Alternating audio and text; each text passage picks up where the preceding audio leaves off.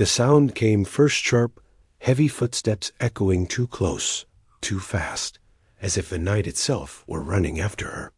She didn't dare look back. The alley reeked of damp cardboard and rotting food, but she pressed herself deeper into it, clutching her torn bag against her chest as if the thin fabric could shield her. Each breath scraped her throat raw. The silence that followed was worse than the pursuit. It meant whoever was out there had stopped, waiting, listening. She thought of the stories she had overheard in the shelters. People who disappeared without noise. People who never returned. Her heart pounded so loudly it seemed to betray her hiding place. She closed her eyes and whispered a prayer without words, a plea for the ground to swallow her, for the shadows to make her invisible. That was when she heard the click of polished shoes, too deliberate for a predator in a hurry. Whoever it was, they wanted her to know they had arrived. "Don't run," a voice said, low, controlled, strangely measured.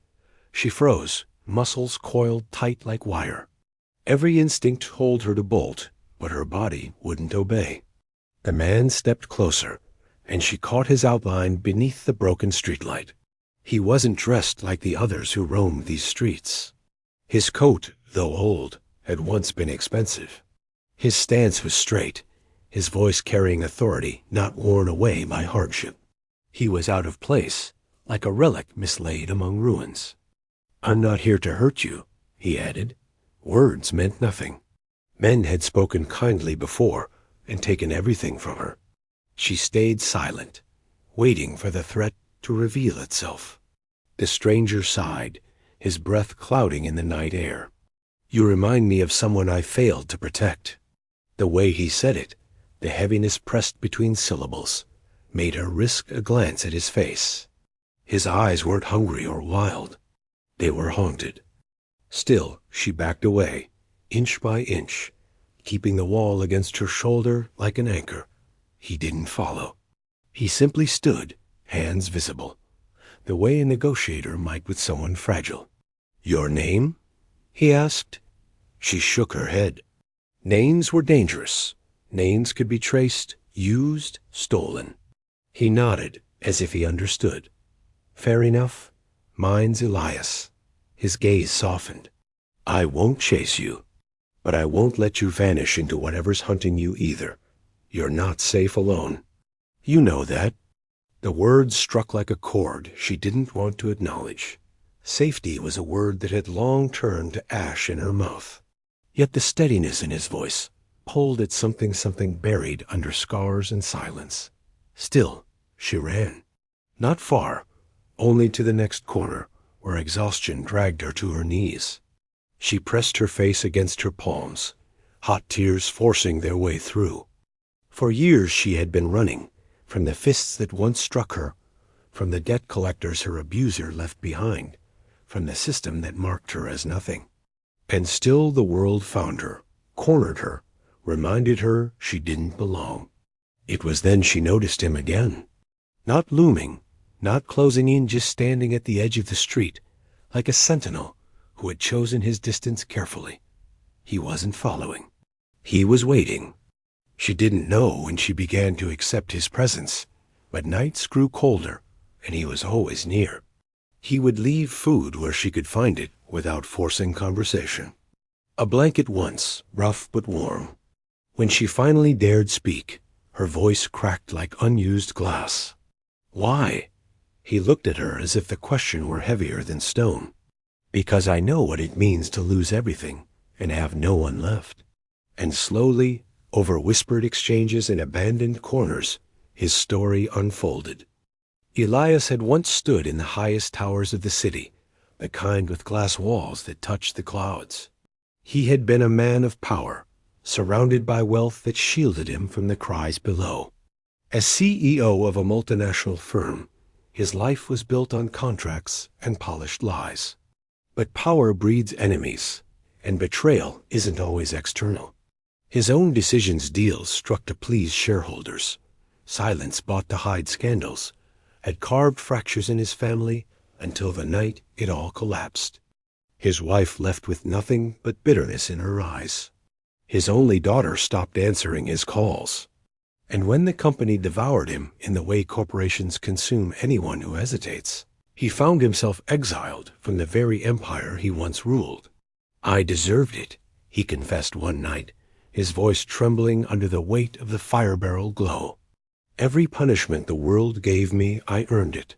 But losing her, my daughter, that was the part I can't forgive myself for."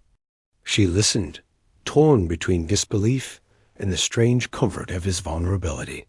He didn't dress his downfall in pride or excuses. He spoke of it like a wound he reopened willingly, as if he believed bleeding could keep him human. She never told him her full story, only fragments. A home that turned into a prison. A partner who promised love but delivered bruises. The night she fled with nothing but the bag now clutched like a shield. The constant sense of being hunted not by one face, but by the memory of every hand that had taken from her. Elias never pressed for more. Instead, he offered what he could, silence when she needed it, words when the silence grew unbearable, and the kind of protection that didn't shout but stood like an unshaken wall. And slowly, against every instinct carved into her bones, she began to feel. Not safe, but less unsafe. One night, as rain lashed against broken windows, she asked him, "Why me? There are so many out here." He held her gaze steadily. "Because I couldn't protect the one person who mattered most. Maybe I can do something right this time." The sincerity cut deep.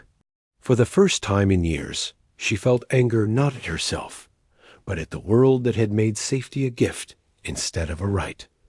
But safety is fragile, always threatened. It wasn't long before shadows found her again. The man from her past, her abuser, her pursuer, had learned how to track desperation. He moved with the confidence of someone who had once owned her fear, convinced he always would. The first sign was the envelope slipped under the place where she sometimes slept, empty, except for a photograph of her, taken just days before. Her breath collapsed inside her chest. She shoved it toward Elias with shaking hands. He studied it, jaw tightening, the calm in his face cracking. "He's close," Elias murmured, "and he wants you to know it." The terror she thought she had buried resurfaced like claws. But this time, she wasn't alone. The city at night was an open wound, and she could feel it bleeding around her. Every corner seemed sharper, every sound laced with threat. She gripped the edges of the blanket Elias had given her, the photograph burning in her pocket like proof of a nightmare returning. She had run so far, endured so much, only to be dragged back into the orbit of the man who once owned her silence. Elias remained calm, but she noticed the tension in his shoulders, the way his fists closed and opened as if old instincts were waking up. He had spent years among boardrooms, not battlefields, yet there was something about him, something that suggested he had been trained once, not for kindness, but for control. "He won't stop," she whispered, rocking slightly as if to keep herself steady. "He never stops. He'll find me, and—" Her voice broke into fragments. Elias crouched so his eyes met hers. "He won't." She wanted to believe him, but belief was dangerous. Hope was dangerous. Still, when he said, "You're not running alone anymore," something shifted inside her. For years, the burden had been hers alone, heavy enough to break her back. Now, someone else had picked up a corner of it, and it felt unbearably strange. They began to move differently after that night. No longer two strangers sharing scraps of food in silence, but two survivors bound by a threat that circled closer with every hour. Elias guided her through forgotten paths, places only someone who once lived above the skyline would know existed. Back entrances, service doors, tunnels no one remembers, he explained. "I used to use them to avoid crowds. Now they keep us alive." She followed, sometimes stumbling, sometimes protesting, but always moving because his certainty pulled her forward. The rain-soaked streets became a labyrinth, and she learned to trust the rhythm of his stride, the way he paused before each turn to listen. It was during one of those pauses that he spoke again of his daughter. She was about your age when I lost her, sharp-minded, unafraid to challenge me. She hated what I did for a living, told me I had built my fortune on the backs of the broken. She was right. His words weren't casual. They fell like confessions to a priest. Where is she now? She asked before she could stop herself. Elias swallowed hard. I don't know. She cut me out of her life. I've written letters, none answered. I don't blame her. He let out a breath, heavy with years of regret. But every time I look at you, I hear her voice again. The same defiance. The same fire. The comparison unsettled her, yet warmed her. To be seen not as prey, not as weakness, but as fire, it was a gift she hadn't expected. Threats became real one evening when footsteps echoed behind them, quick and deliberate. Elias didn't hesitate. He grabbed her hand and pulled her into an abandoned storage room. They pressed against the wall, listening. A man's voice muttered outside, close, too close. She recognized it. The same tone that once ordered her to silence, the same chuckle that followed every strike. Her body froze, trembling uncontrollably. She could feel herself shrinking into the girl who once cowered in dark rooms, praying for it to end. Elias's hand covered hers, grounding her. His eyes locked onto hers, firm, unyielding. Breathe, he mouthed. And she did, shaky but real, as the footsteps faded away. When silence returned, Elias whispered, He's not invincible. He's flesh and blood like me. And he's going to make a mistake.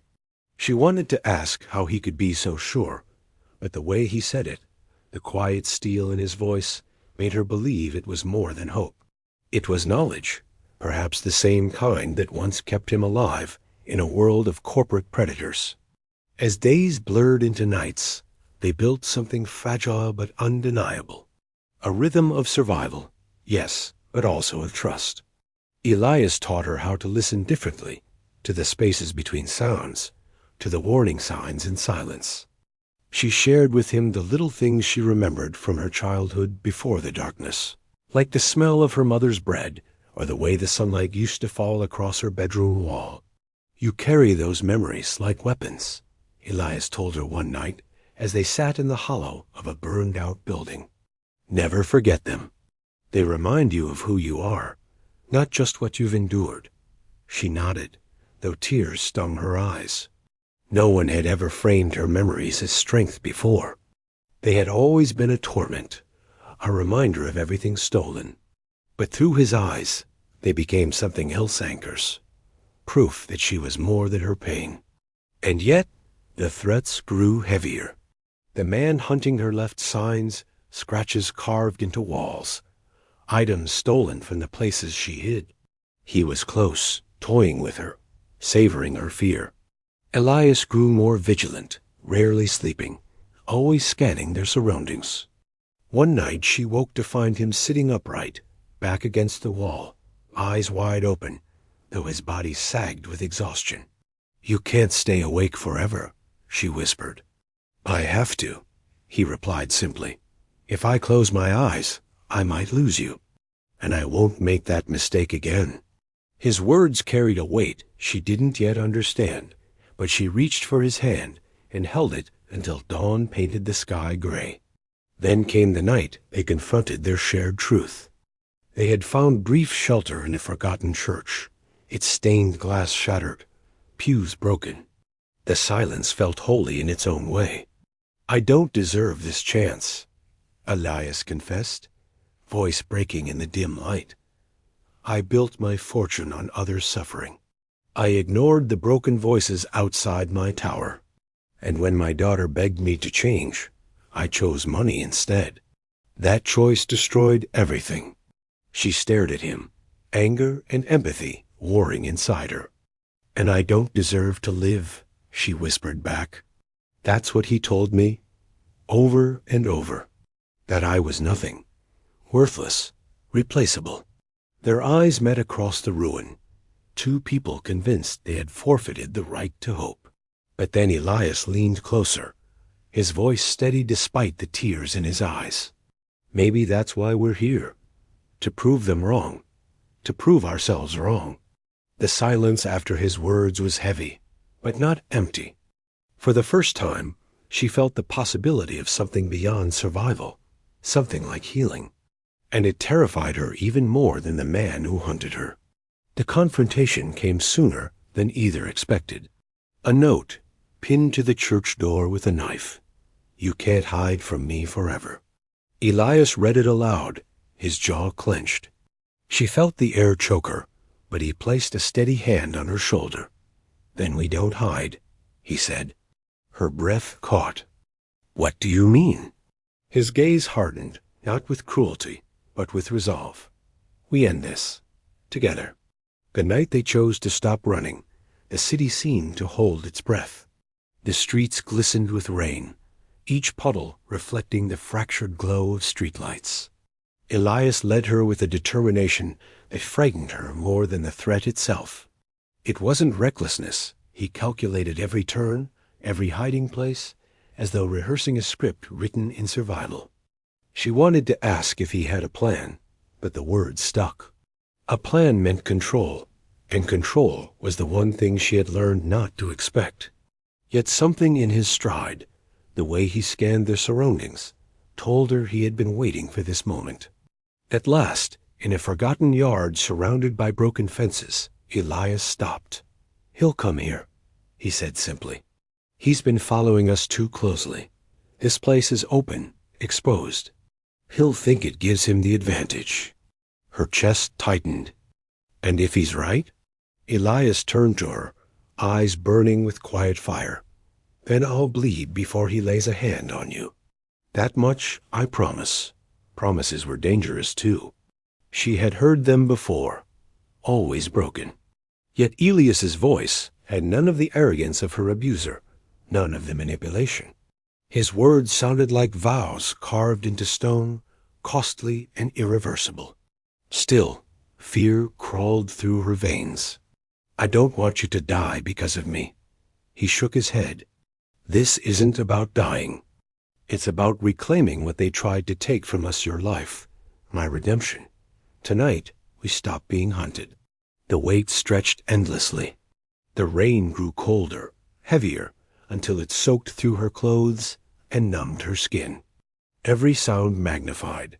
The distant rattle of a train, the drip of water from gutters, the echo of her own shallow breathing. And then footsteps, slow, deliberate, unhurried, the predator's rhythm. She stiffened, but Elias placed a hand on her arm, steadying her. Remember, he whispered, he wants you afraid. Don't give him that. But fear was a creature she couldn't leash. Her body shook as the figure emerged from the shadows. A man whose smile once preceded violence, whose shadow once blotted out her world. His eyes glinted with cruel amusement, as though the years of her escape had been nothing more than a game. Well, well, he drawled. Did you think you could hide forever? You belong to me. The words pierced her, dragging her back to nights of whispered terror. But before her knees could buckle, Elias stepped forward. She belongs to no one, he said. His voice was calm, but the air around him vibrated with tension. The man laughed, low and dismissive. And who are you? Another broken stray she's dragged along? Step aside before you regret it. Elias didn't move. I've already lost everything I had. There's nothing left for me to regret. But I won't let you take her. The abuser's smile faded, replaced by something sharper. You think you can protect her? You think she's worth protecting? Elias's gaze never wavered. I don't think. I know. Something cracked in her chest at those words, something that had been buried for years. Worth protecting, worth standing for. The very idea shook her to her core. The fight was brutal, unpolished, born of desperation rather than skill. Elias moved with surprising strength, for a man who claimed to have lived behind glass walls. But it was clear the years had taken their toll. Blows landed, grunts echoed, the wet ground turned slippery under their feet. She wanted to scream, to intervene, but terror paralyzed her. She could only watch, as Elias staggered under the weight of fists meant to break bones, yet still stood back up, still placed himself between her and the threat. "You can't win," the abuser snarled, shoving him to the ground. "You're nothing, just like her." Elias spat blood, rising again. "Maybe, but nothing can still stand." The words lit something inside her. For the first time, she stepped forward, voice trembling but audible. "You're wrong." Both men turned to her. The abuser sneered. "Stay out of this." Her hands shook, but she didn't retreat. "All these years, you told me I was worthless, that no one would fight for me. But look." She pointed to Elias, battered but unyielding. "He does. And I will too. I don't belong to you. I never did." The man's eyes narrowed, fury flashing. He lunged toward her. But Elias was faster, slamming into him with the force of a last reserve of strength. They tumbled, crashing against the fence. For a moment, it seemed Elias would collapse under the weight, but with a final guttural roar, he pinned the man to the ground. The abuser thrashed, cursing, but Elias's grip was unbreakable. "Look at her," he hissed into the man's ear. "She's not yours. She never will be again." The words hung heavy in the air, more powerful than the violence itself. And in that moment, she felt the chains that had bound her for so long begin to crack. When it was over, the man lay unconscious, rain pooling around him. Elias staggered back, chest heaving, face bloodied. She rushed to him, catching his weight as he nearly fell. "You're hurt," she whispered, panic rising. He shook his head, coughing, but smiled weakly. "It's nothing compared to what you've carried." Tears blurred her vision. "Why would you risk everything for me?" Elias's eyes softened, filled with exhaustion and something deeper. "Because I couldn't save the one I loved most. But maybe I can save the one standing in front of me. And maybe that means I'm not beyond redemption." Her throat tightened. For years, she had been treated as less than human. Now, someone spoke as though her survival meant salvation. It was unbearable and beautiful, all at once.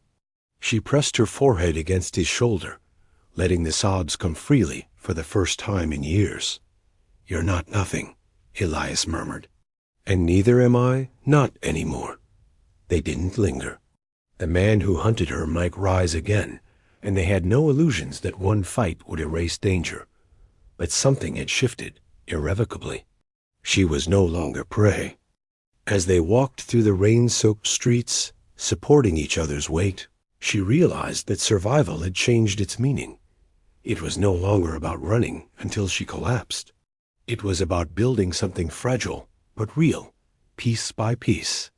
For the first time, she thought about tomorrow not with dread, but with possibility. Elias broke the silence. "We can't go back to the streets. He'll find us again. We need somewhere safe." She nodded, though fear lingered. "Where?" A faint smile tugged at his lips. "There's a place I've kept hidden. A property I never sold when the company collapsed. It's not much, but it's ours if we want it." The idea felt surreal. A place that wasn't temporary, that wasn't another shadow.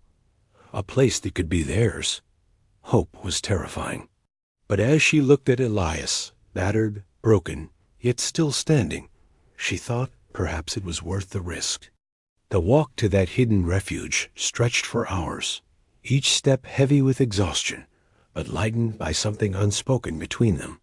They were no longer just two people running from their pasts. They were something closer to family, not by blood, not by choice, but by survival. And when the faint outline of a house appeared in the distance, she felt her chest tighten. It wasn't a palace or a tower. It was simple, worn by time, but it stood. And for her, for them, that was enough. The house stood like a relic of forgotten years. Its paint had peeled, its windows cracked, but it carried a quiet dignity. Elias fumbled with a rusted key, his hands trembling, not from weakness, but from the weight of returning to something he had buried. When the door creaked open, the smell of dust and disuse greeted them. Yet, unlike the alleys and shelters, it wasn't hostile. It felt waiting. She stepped inside cautiously, her breath shallow. The floor groaned under her weight, and the walls bore scars of time, but it was shelter. 4 walls that could hold more than fear. "It isn't much," Elias said, his voice almost apologetic. "But it's safe, and safe is a start." She ran her fingers over the banister, worn smooth by hands long gone. Safe. The word tasted new. Fragile. She didn't know how to trust it yet. They worked in silence at first, clearing cobwebs, gathering old blankets, lighting candles that flickered like fragile hearts. Each small task carried meaning. It was not just survival anymore. It was the slow rebuilding of a life neither thought possible. Nights stretched into conversations by candlelight. Elias spoke of the towers he once ruled, of the hollow applause of boardrooms, of how wealth insulated but never healed. She spoke of childhood laughter stolen too soon, of nights spent hiding from footsteps in the hall, of dreams she once buried under bruises. Each word they shared was an offering fragile and raw. They were not confessions meant for absolution, but for recognition. In speaking, they reminded each other they were still alive, still human. One evening, she asked the question that had sat heavy in her chest since the fight. What if he comes back? What if he finds us again? Elias looked into the candle's flame, his face lined with shadows. Then we face him, but this time not with fear, with truth. Truth doesn't stop fists. No, he admitted softly, but it stops them from owning you. He can take your body, hurt your skin, but if he can't steal your truth, he loses. The words settled deep inside her, unsettling yet powerful. She had lived so long believing her abuser's lies that hearing her, life reframed as something unstealable, shook her to her core. Days passed. They found rhythm in small rituals, oiling water on an old stove, patching leaks in the roof, mending clothes with clumsy stitches. Each act was a defiance against the chaos outside, but healing was not smooth. Nightmares clawed at her, dragging her back into screams she couldn't voice. More than once, Elias found her curled on the floor, shaking. He never forced her to speak. He simply sat beside her, his presence steady until her breathing slowed. And Elias carried his own ghosts. Sometimes she caught him staring at an old photograph he carried, worn and faded, the face of his daughter.